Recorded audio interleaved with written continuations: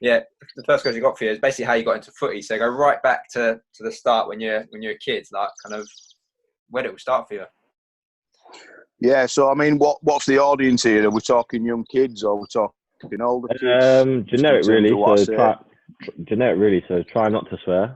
Yeah. Yeah, okay, that's fine. It can literally be for anyone. I was just gonna go onto YouTube and stuff, and maybe onto social media and whatever. So obviously, this is what I spoke to you about the other day, and then you thought that I was going to speak to you about a Zoom, which is to do with the business, and then obviously I speak to him last night again about the Instagram live that we got to do with the work on. So yeah, it's got a bit muddled. Yeah, so I mean, you throw me all over the place. That's awesome stuff, and again, we'll cover that. No, for sure. Yeah, in terms of football, I don't think I was ever brilliant at school. I don't think I ever pushed myself really academically. I kind of knew from an early age that football was always what I wanted to do. My dad had played for Sunderland when he was younger, so it was kind of in the family. Mm-hmm. And I was typically one of those kids that put football before education, which is wrong. It's, and in hindsight, I look back and I think, I should have done much better on that side of it. But I just always knew that I was going to play football, and I think back then, you couldn't really start trialling for a grassroots team till you were probably 10, 11, something like that. So all my football upbringing, if you like, was down in the field with bloody 30, 40 kids, and we'd play from 8 a.m. in the morning till 8 a.m. at night.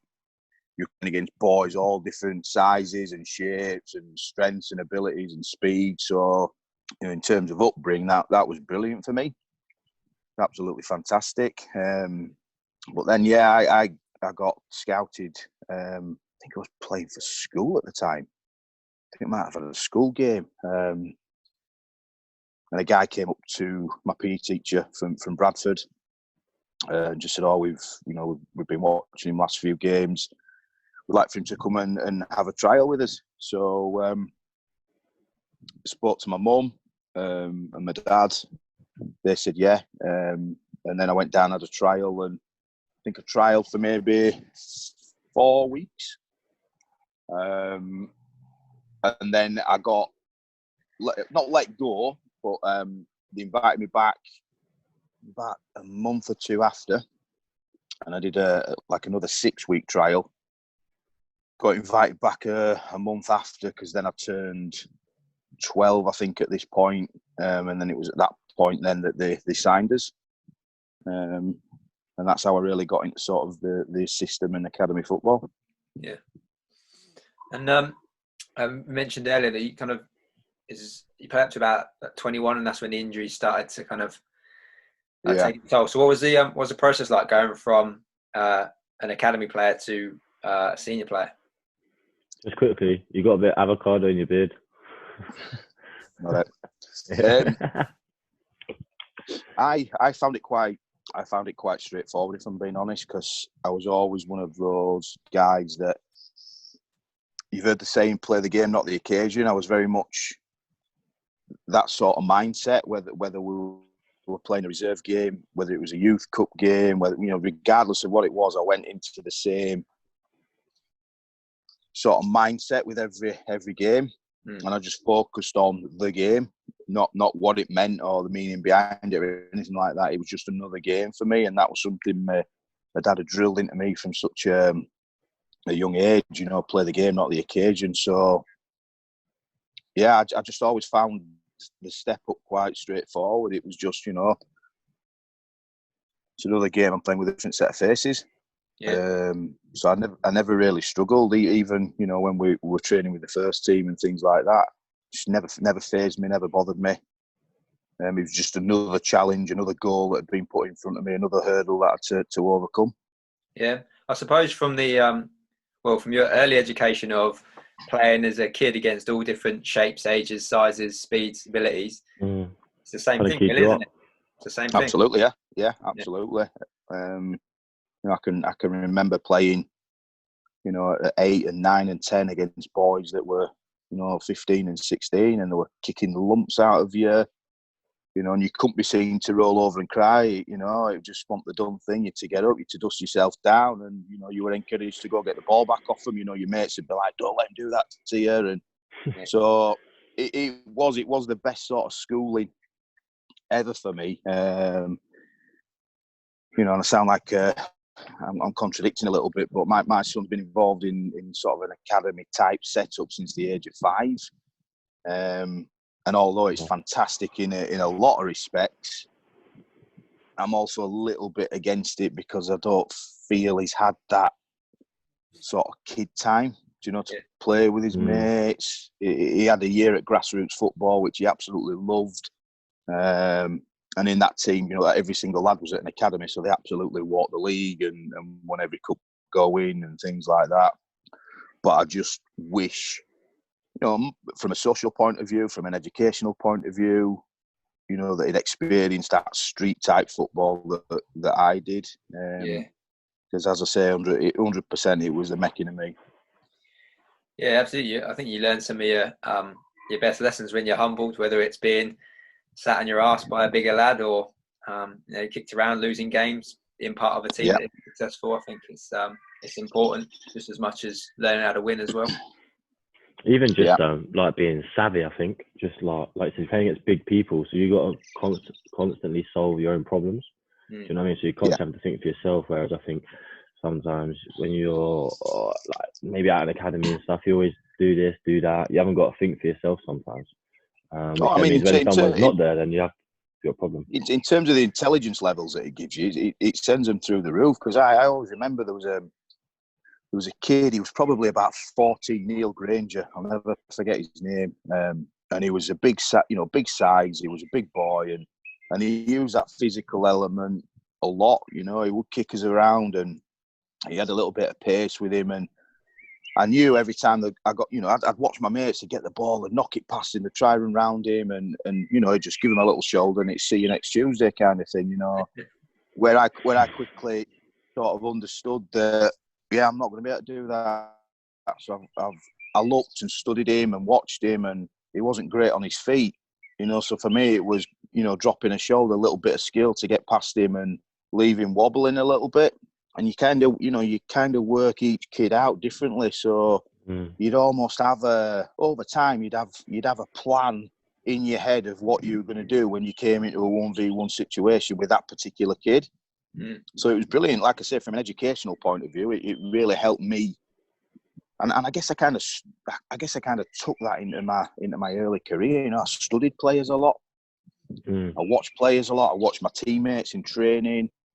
I watched the guys in the first team. You know, if I knew we were playing whoever on a Saturday, you know, I'd always try to get videos of the person that I might be up against. And I think that, you know, 100% comes from those field days playing down at the school, 100%. Yeah, definitely. So kind of moving on from your playing days, I understand you spent a bit of time on the board at Bradford. What's that side of the game like? It was interesting. I think that's kind of one of the selling points that I put across to people as an agent now. So I've kind of seen it from, you know, if you look at the full footballing spectrum, from playing, I've gone into coaching, scouting, touched on sort of management a little bit, to then I always had a massive interest in the commercial side of football and how football clubs ran and operated. And it was the Bradford chairman, Mark Lawn, that at the time who sort of gave me an opportunity. I've been doing a lot of stuff with the youth team. So you'll have heard about the triple P certifications that were coming out that determine whether a club is now a Cat 1, a Cat 2, a Cat 3. Yeah. So I was quite heavily involved in that in terms of getting that set up for Bradford. But to get on the board, it was brilliant because it gave me a side of football I'd never really seen before. So, you know, I got involved in sort of big commercial deals, big sponsorship and advertising opportunities. It gave me access and insight into how recruitment strategies were put together from a manager's point of view, from a club's point of view. I got to deal with agents. I got to deal with players. You know, it was just a fantastic experience for me, and again, it's something else. I've used that experience to bring into what I do day to day as an agent. So yeah, fantastic time for me doing that. Yeah, I bet. How long was you? Sorry, Ian. How long was you doing that for? Bill? About 7 years, I think it was. What made you come out of it? So there was a takeover at the club. 2 German owners bought Bradford out. I've got to be careful what I say on this one. But yeah, basically there was quite a lot of friction with one of the owners, not just with myself, but with a number of people. He'd kind of come. One of the guys was based in Germany non-stop, and he was the money man. The guy that was based at the club day to day, he was like, he claimed he had all this money, but he didn't have a penny at all. And he just came in and absolutely ruined the club from top to bottom. You know, Bradford were riding such a crest of a wave. You know, they'd had the Carling Cup, they'd got promotion, they'd beaten Chelsea. You know, the connection fans were nominal again. You know, it was just that real family feel again. We were getting 20,000 plus fans at every home game. You know, there was a carnival atmosphere every game. It was brilliant. You know, it was great to be a Bradford fan again, because, you know, we've been through some tough times as a football club. And he came in and he tried to completely strip the club of its identity. You know, things like the fire. I remember being in a meeting with him, and you know, he turned around. The fire has got such a connection between the football club and the fans, and it means so much to the fans. It really unites the club, you know, in a weird kind of way. And I remember being sat in a meeting with him, and he turned around and said, "Oh, you know, the fans need to move on from this now. You know, it's been going on too long." And I just turned around and said, "How dare you?" He says, "You've got no idea. How dare you come into this football club and start talking like that?" So there was a lot of friction between board members, staff members, you know, the manager, the players. He tried to get involved in too much of the footballing side. So he'd go down to training with his whistle and tracksuit on, and you think I'm joking. And I always remember I got a phone call off Stuart McCall, and he said to me, he says, "You'll never believe what this guy's done." I says, "What?" We had a player who was playing for us at the time called Charlie White, who's now at Sunderland. And Charlie was a great number 9, mobile, you know, but and he was decent with his back to goal as well. Hold the ball up quite well, and one of the sessions was off and running, and the chairman stopped the session, come match on the pitch, and he's trying to tell Charlie White, hold the ball up better. You know, this is an accountant from Germany. So you can imagine it quickly. You know, the dark clouds came back over the club again very, very quickly. You know, he was sacking people left, right, and centre at the club that had been there 20 odd years, and it just got too much. You know, and I was doing a lot of media work at the time. I was doing co-commentary on sort of the local radio station. And just a number of things had sort of happened in that week. And there'd been a massive argument, and I kind of just said, "Look, I'm out. I can't do this anymore. You know, you're killing the club." And left, and off the back of that, he tried to get me off the radio, banned me from the club. You know, I wasn't just the only one. There was you know, quite a number of us. So it ended quite sour for me. And I mean, I've been approached since by the club to go back and take on like an ambassadorial role. But for me, I think that ship sailed now. You know, I want to focus my attentions on my young boy, as I say, he's at Man U now, and I want to give him all the attention, really, make sure that he's looked after properly and support him best I can. Yeah, that makes sense. So, obviously, you then transition to kind of being a football agent, and again, from being a player, but then also working on the board, you must have had quite a well-rounded experience in the game to then help your footballers now. Yeah, I mean, again, I've always had an interest in that side of the game. Probably engineered it more, I think, when sort of Henry signed at United, because I'm always one of them that sort of tries to plan forward, and I thought if he does progress and make it, I want to know more about that side of football. And I got an opportunity to go work for quite a big agency down in London through a friend of mine.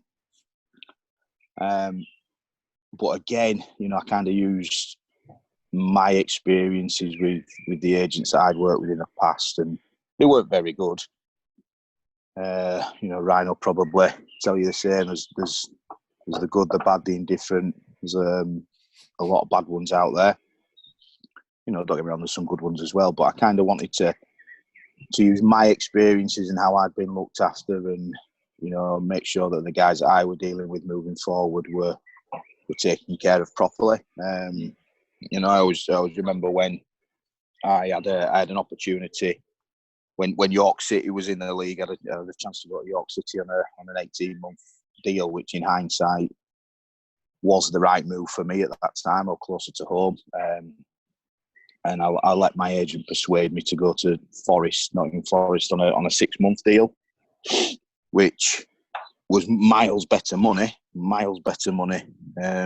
But as a 19, 20-year-old lad, it probably wasn't the right sort of move for me at that time. And I was down, living in a hotel in Nottingham, miles away from anybody. So I was stuck in a hotel room, no family, friends, anything around me. And it was horrible. It was lonely. And there was like a little strip of bars opposite the hotel. So I used to go in there and grab a bit of food, watch a bit of Sky Sports, just to keep myself entertained, And yeah, quickly, very, very quickly, you get talking to fans in there, and you play for the club, yeah. And before I knew it, I was going in. I was having 8, 9, 10 pints a night, just to be sociable, and never heard from my agent once in that time. I'd rang him and said, "Look, I'm on a bit of a spiral here. I've started drinking. I need your help," kind of thing. Never heard from him. So yeah, like I say, we've got some really good people involved within our sort of agency at the minute. We've all had negative experiences, so as a collective, we put all those experiences together and talk about them with our guys, and just make sure that fundamentally the number one rule is that the players have to play.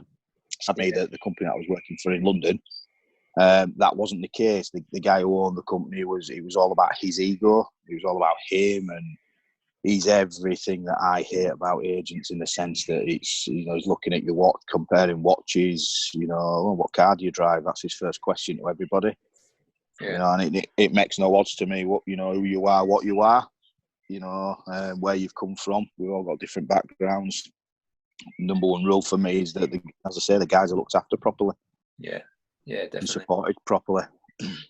Because as I say, like in the media, you hear about like football agents. They get talked about negatively. Obviously, there's that Raiola fella who's obviously got a bit of a reputation, and I think agents as a general have a bad reputation, and it's certainly interesting to hear that there are agents like that, hence why there's that reputation. But it's refreshing to hear that there are a lot of good guys out there that want to help their players as well. And I'm sure for players, if players are watching this, they'll be really keen to hear about those kind of agents. And I think the thing you get though is, because someone like Raiola, for example, he's so successful, he can be as reckless as he wants, because his clientele, it doesn't matter. Do you know what I mean? Whereas you get ones like some I've experienced, where they come in, they've got a young lad, they're like, he's desperate to make it. They can sell in the dream, they can feed him all the BS, everything, just to get him signed up. And then, like, again, they don't do nothing, or they don't try, or like all their focus goes into one person, or like I remember I had one, and he tried to get, I said to Billy the other day, he tried to get me to move to a team about 4.5 hours away, right? With like half the money at what I was on at the time, and it was a part-time club, and I was like, not in and it was playing in the same league I was in. I was like, not in a million years. But it was only because he wanted to be seen as if he was doing something. Does that make sense? So like, and then I'll never forget it because I come through him on Twitter. Literally, that's how it come across. And he was going out messaging people, and he messaged one of my friends called Aristide Bassell, who I was at Bournemouth with, and London lad, like raw talent, like never been at academy, but just raw. And he messaged him, and my mate was like, "Yeah, look, I want to meet up first. I don't want to sign anything first. I want to meet up, have a chat. You haven't even seen me play. How are you asking to represent me, and all of this things?" And then he just started smashing back at him like, "Oh, you've got no ambition. You don't want to achieve anything." Like, and my mate just started laughing, just like literally said back, "LOL," because he's like, "You've never seen me play. You're telling me that you can help me. But you don't even know nothing about me. You've never even had a conversation with me. I'm telling you, you haven't seen me play, so how can you want to sign me? How can you say that you're going to help me if you haven't even seen me play?" He was like, "You haven't even met up and had a conversation." Like, do you know what I mean? Whereas, so he was a bit savvy, to be fair to him. Whereas someone like myself, I went with the same guy, and I was just like, "You can help me? Oh my god, yeah, amazing, yeah." Do you know what I mean? Because they're so desperate to get to where you want to get to, and they just take advantage of it. And I think they've gone bust now because they've got such a bad name. Yeah. Literally, like, imagine an agency just going around direct messaging people on Twitter. Like, that's how it was. I speak to guys every week. I speak to parents every single week, and I've had it last couple of weeks where I've been working on a lad who plays for Hull City. He's originally from London. His brother plays for Spurs under 23s. He's got two younger brothers that are in the Arsenal academy. But mum's a single mum. Dad left when they were young. She's based in London. She's petrified he's up here on his own, 16 years old. Is he living his life correctly, etc., etc. Went and met him. And, he didn't seem overly interested. I put it down with a number of things of age and things like that.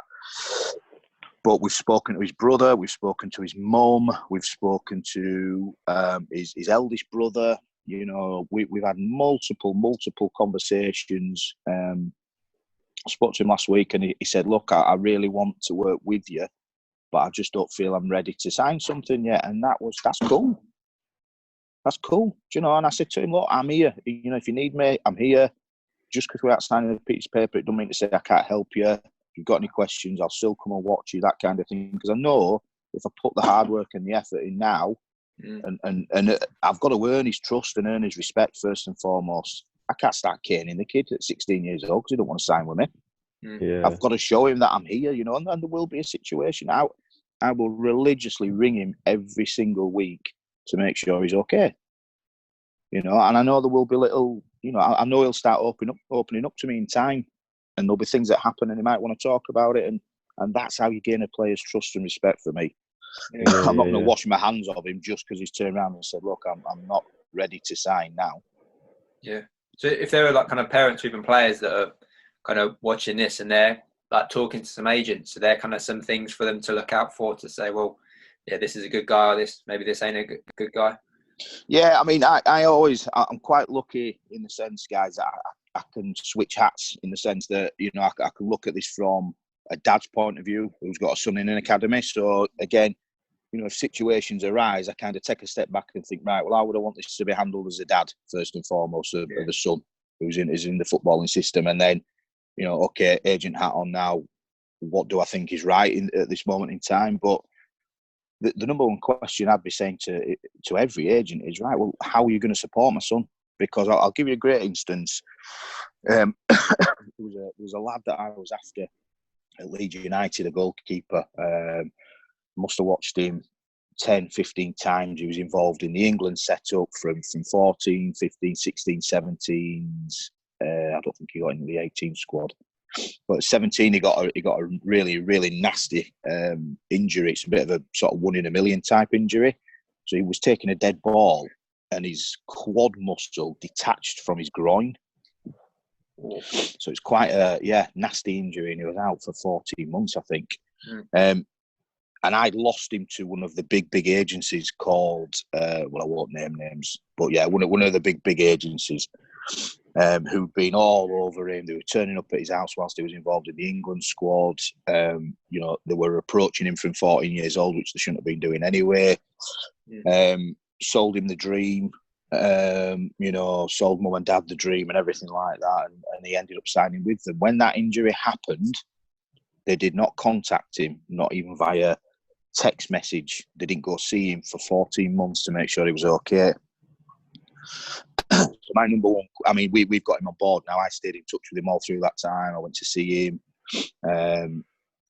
You know, I went to see him in hospital after the operation. And that is how we've ended up with him now, because we care. But the first thing I'd be saying to any parent who might be talking to an agent at the minute is, you know, ask them how they're going to support.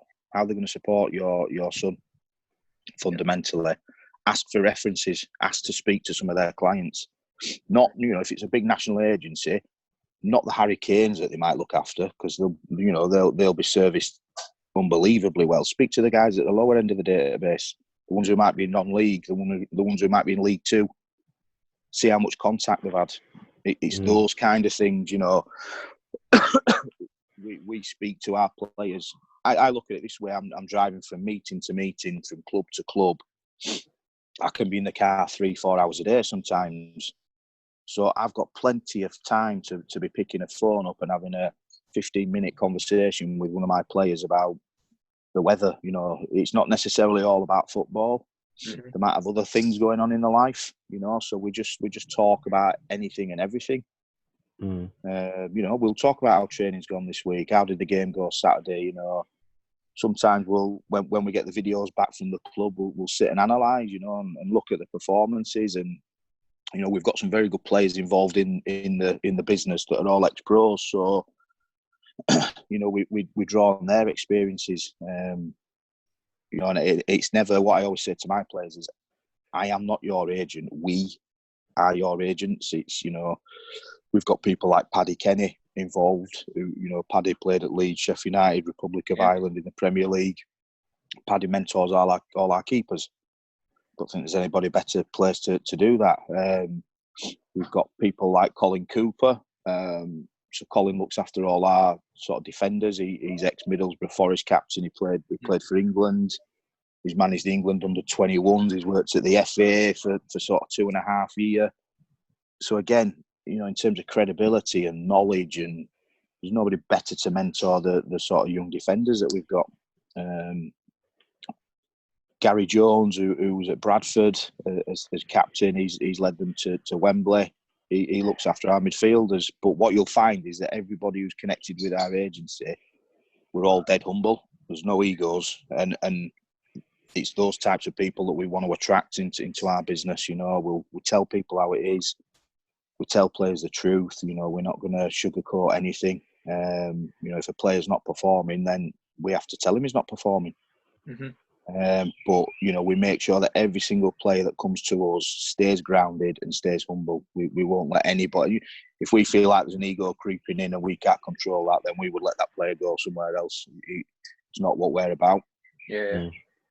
No, definitely. It's really interesting hearing you talk, because from some of the conversations we had earlier, like relating to the keeper who got injured, well, you had your spell with your knee injury, so you know what those times were like. When I see a player, you know, we've had it with another one of our guys up at Leeds United, the centre half, Jamie. He's you know, Jamie's 18 now, and he's just had a full reconstruction on his shoulder. Yeah, you know, which it shouldn't really be happening of a kid at that age, but you know, we've been there every step of the way with him. You know, I was there when he woke up from his operation. I was there when he went down for his operation. You know, and that for me, the test of a good agent is not when things are going great for the player. It's when the dark days are there and things are not going great. That's when you need to step up. Yeah, my agent never did that. all the lads that are involved in the agency, they'll say the same. Their agents never did that when it was great. They were all over you. But then they drop you like a hot potato if things didn't go to plan. Yeah, that's the reality of the game, isn't it? They're not all sunshine and rainbows, is it? No, it's not. But I want to get a kid at 16 and for him to turn around to me on the day he's retiring and go, do you know what, Bill? You guys have been unbelievable for me. You know, we've been through this together, that together. You know, you're an integral part of my life. That's why I'm doing this job. Mm. That's why I'm doing it. I'm not, you know, I have two boxes that need to be ticked. I always think that if the mental well-being of a player fundamentally is taken care of, and the personal well-being of the player is completely taken care of, the finance side just all takes care of itself in the future. I think a lot of the agents these days put the finance box first. 100%. You know, and we've got a guy who's involved in the ketones business, Woodsy. I don't know if Woodsy's ever told you the story, Ryan, but Woodsy had an agent who ruined and moved to Huddersfield. This is in the same pre-season. I moved to Huddersfield and then moved to Burnley. So the chances are he would have gone on and played in the Premier League because he demanded too much. So Woodsy was on, I think it was about $2,500 a week, wherever he was at the time. And his agent went into both clubs and said he wanted $8,500. Do you know? And one of the coaches who Woodsy knew from Huddersfield rang him and said, "This move's not going to happen. Your agent's demanding too much money." So he was like, "What's he asking for?" He said, $8,500 a week. And Woodsy was like, "What?" He said, "Well, how much were you willing to pay?" He said, "We were looking at about 4.5, 5." He went, "I'm there. I'm done." He said, "Done deal." And he said, "No, it's manager don't want to go ahead with it now because your agent's ruined it." He cannot mess about with people's lives like that. It's not his right to do that. You know, and I say to all our players, we are not here to dictate your career. It's your career. At the end of the day, you know, we'll get moves lined up for you. We'll advise you best we can, but ultimately it's your career. If you decide you want to go play in the Indian Premier League at 23 years old because you feel that's the right move for you, then so be it. You go, and we'll be there with you and support you. Just because we've got Arsenal knocking on the door who want to offer £3.5 million that's going to make me quite a bit of money out of it, I'm not going to push you down that route if that's not right for you. Yeah. And that's the difference. You know, we let the players make the decisions. Yeah. You know, and I know players that have signed for clubs that they never really wanted to go there. And I know damn well the agent's probably got the best deal out of them. You know, I know again, I'll use Woodsy as an example, but when Woodsy was at a club in Scotland, he had, before, he's at Oldham now, and Oldham came sniffing around him. He rang his agent and said, "Oh, look, you know, they want to meet us tomorrow." Oh, his agent turned around and said, "Well, I can't, I've got meetings." So he ended up having to drive 4.5 hours to the meeting. He sorted his own deal out. And then the agent asked for a fee at the end of it. And it's like, wow, really? So, as I say, there's a lot, you know, there's a lot of bad. There's a hell of a lot of bad outweigh the good, in my opinion. Because, you know, it's so easy to get your registration these days. Yeah. You can be anyone and anyone. But, yeah. Do you think that's the solution then? Do you think if they can kind of better legislate it, so more difficult? Yeah, I think it would be a sensible step. I mean, the thing is with UEFA and whatnot, they always go silly with stuff like this. They're now talking about you've got to go on this course. This is what Raiola and George Mendes are fighting against at the minute for us. But UEFA are basically saying to become a UEFA registered agent now, it's going to cost you 120 grand. You know, and you've got to go on this course, etc., which is all well and good, you know, and it's probably going to eliminate a lot of the bad ones. But for the smaller, good guys like ourselves, it's also going to be a bit of a nightmare. Yeah. So I don't know what the answer is, but yeah, I think it needs policing better. You know, I think UEFA and the FA need to take more of an active role in actually speaking to players. Mm. You know, surveying the players and speaking to them and saying, surveying the agents. Yeah, exactly. How are the agents performing? Mark them out of 10, kind of thing. And for those that are not scoring great, strike them off. Yeah. Kind of like an Ofsted for agents. Yeah, absolutely, because it'll raise everybody's game, and ultimately, if that's one of them as well. If they don't start helping people for the right ways, they're not going to exist anymore. So they're going to have to, whether they want to or not, fix up really. Yeah, it's like we've always said. You know, we go under the radar. We're not one of these agencies that will showcase everything on social media. It's not what we're about. We just go under the radar. You know, like look after the players really, really well, and let the players do the talking for us and market us. I think that's a problem though now. Like, there's so many that use social media. There's so many just in your face. Literally, like, sounds so crazy, right? Then the last 7 days, I've had 2 different agents follow me, request me as a friend on Facebook. Don't even know them. Never heard of the agency in my life. Like, you speak to footballers now, and it's like everyone, like every single one, you almost go, "Oh, who are you with?" And they're like, "So and so." And you go, "Oh, who are you with?" And they're someone else. You speak to like 40 people, and they'll all be with different agencies. I know conversations in that changing room happen all the time. Yeah. Where a player will say to another player, "What's your agent like?" And I know he'll go, "Crap." Yeah. Well, I want to be in a position where any player that I'm looking after goes, "Oh God, good. It's ace." You know, he rings me all the time. I speak to him here and there. He's at most of my games. You know, he came around for tea the other day. Yeah. I think that's the thing as well. Like, you do get a lot. So especially when I've had some, I'm like, they're like, "Oh, wait, like, mate, terrible. Like, honestly, don't go there. I wouldn't advise them whatsoever." And then all of a sudden, like you said, they don't come to games, or, you know, like I said to you the other day, there was a guy I was with when I first left Bournemouth. He got me down a Braintree in a conference, signed, didn't really help me with the move. I agreed a deal and everything. He just facilitated it, got me there. Then we played Barnet. We played Barnet away the year they won it, and he got me a pair of boots and stuff. So he brought me these brand new boots. They like that sock just come out, so it was all like quite a big thing. And so I got these blue like Magista ones, and then he gave them to me. And then after the game, he's like, "Oh, by the way, they're £220." I was like, "Hold on a minute, you just turned up at my game." He said, "Yeah, all right." I wore them in the game, and he went, "By the way, that's £220." And I was like, "What?" And then obviously I said, "Oh, what do you think?" Because I didn't start, I come off the bench. I was like, "What do you think?" And he was like, "Well, yeah, it's pretty done all right. But obviously, it's hard to see. You only played sort of 20 minutes, and you played right wing as opposed to right back and stuff." I was like, yeah. And then that's what I said to Bill. Then he got approached. Obviously, he was doing quite well, I suppose. He then got approached by a bigger agency. And then all of a sudden, he went, "Oh, sorry, right, like, obviously, you're signed with this agency. I'm going this one. I can't represent you no more. Like I've been told we can't represent anyone outside of sort of like the Championship and the Premier League." So I was like, right, okay, yeah, cheers, mate. Yeah, see you later. Never put me in touch with anybody else. So I essentially like completely lost everything.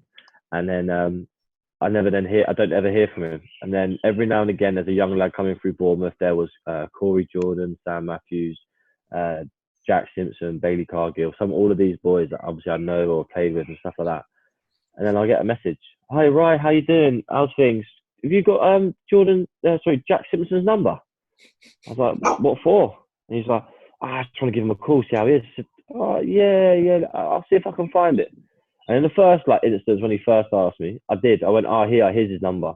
And then obviously I got a little bit older and stuff. And then I didn't hear from him again. And I was like, then he goes, "Oh, you got Bailey's number?" And Bailey just broke into England under 20s and stuff like that as well at the time. Was in and around the first team. Was always on the bench. Played his debut at Old Trafford.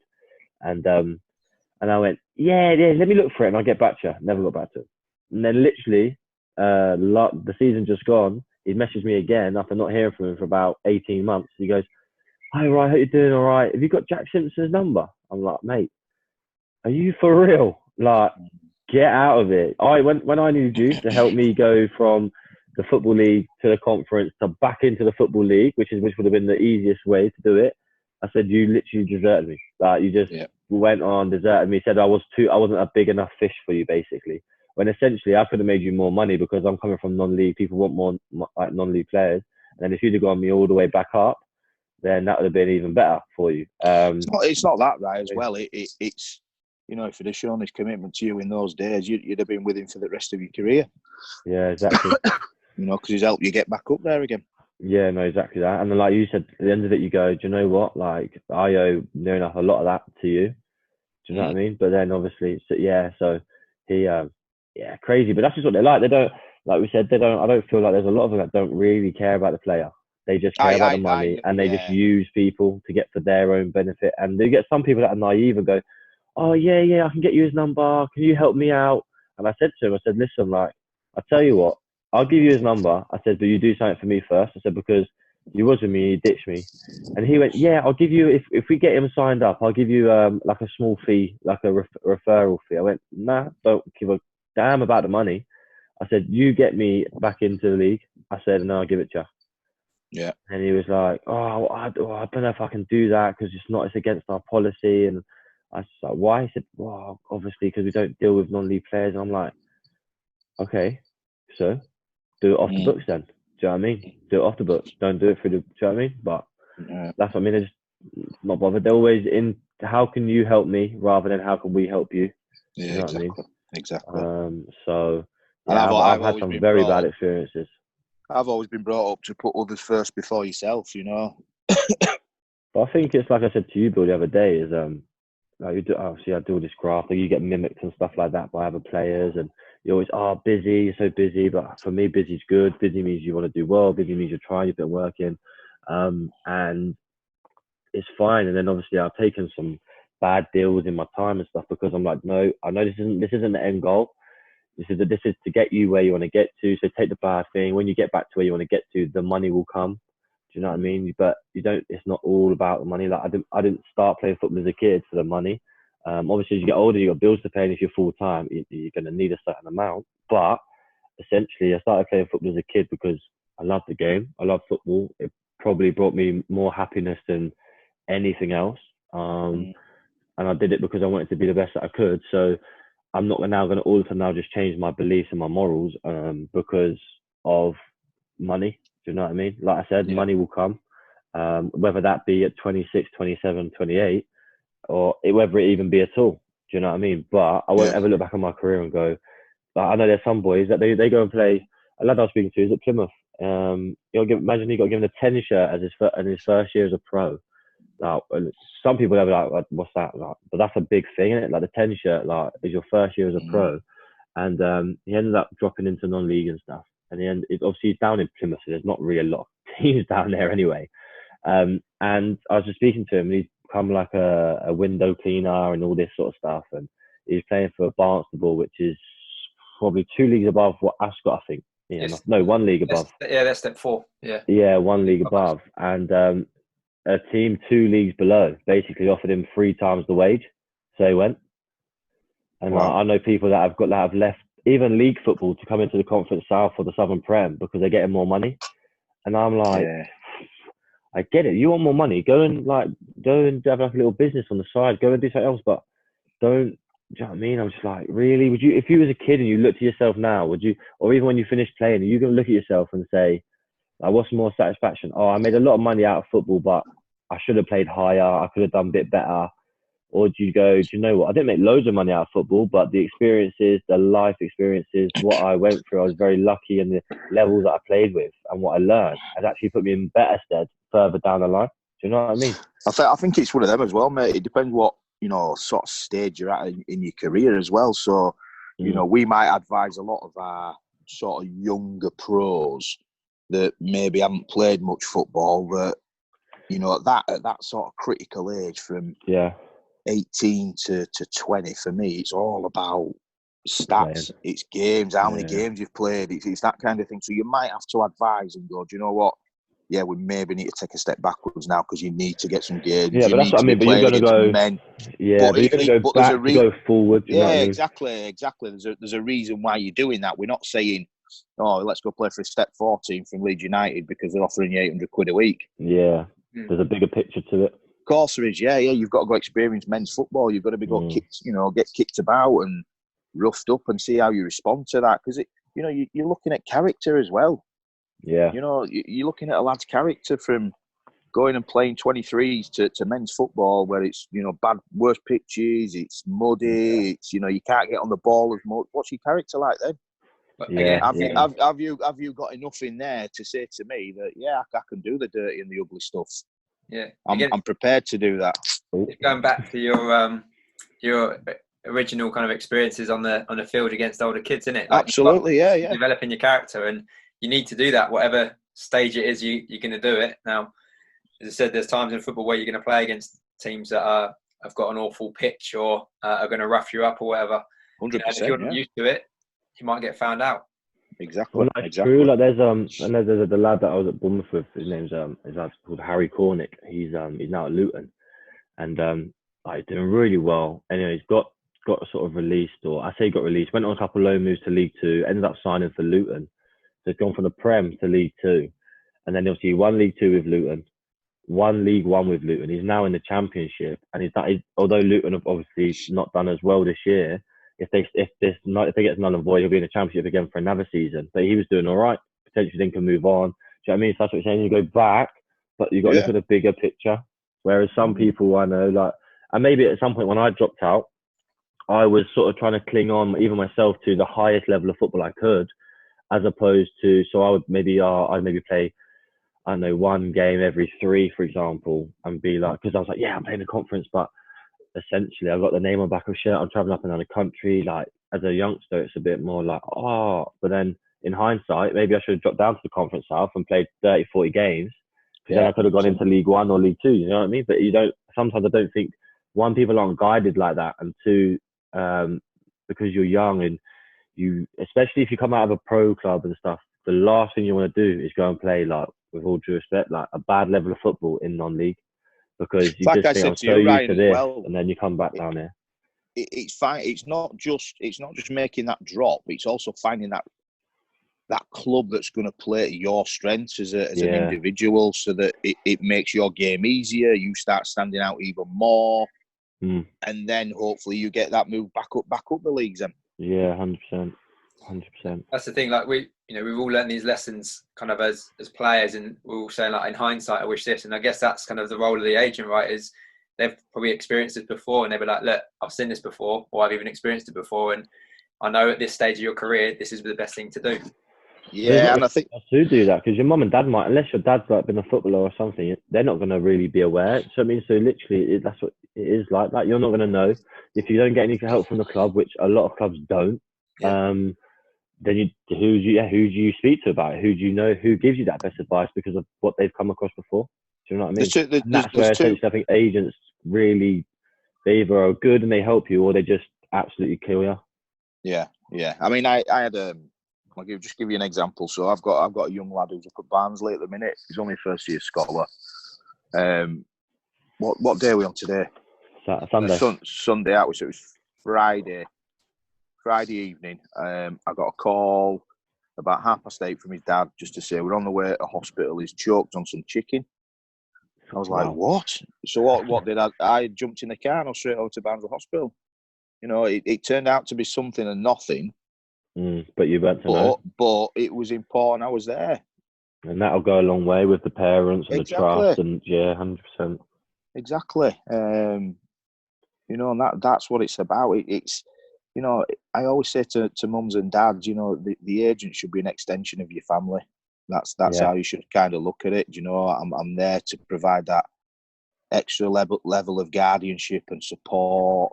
Certainly to the younger players, who certainly need that. When you're talking about your lads that are 28, 29 and 30, they don't need that type of sort of contact. They don't need that type of service. Some of them are quite happy to speak to you every now and again whenever they kind of need you. It's not a one-size-fits-all type service, this. Every player is different. Every player's needs are different, and you've got to make sure that you're fulfilling those needs of that player. And I'll use Woods as an example again, because we've spoke loads about it. But Woods is like, I don't need to speak to my agent every week. If he just rings me once every couple of months, how you doing, pal? I said I'm more than happy with that. Yeah. But then again, a 16-year-old kid from London who's moved up to Bradford City, for example, has got no family up here, then, for me, I'm taking him out for Nando's a couple of nights a week. I'm there, I'm speaking to him every time. We're having a FaceTime call most nights. Play him on Xbox and we can have a chat. Whatever it may be, a kid needs his agent much, much more in those early days for me. But I think the thing is, like you say, there's so many of them been, we've all been tarred with this brush that agents are interfering, agents are this, it's negative, that parents are put off by going with an agent at sort of 16. You say that, but I think parents that maybe are involved in football, yeah. But I know a lot of parents that have got like kids like younger than 16, and they're like, oh, my kid, like it's a big thing. They're like, oh, my kid's got an agent. Oh my God, like, do you know what I mean? And they all think he's on to be the next superstar and whatever.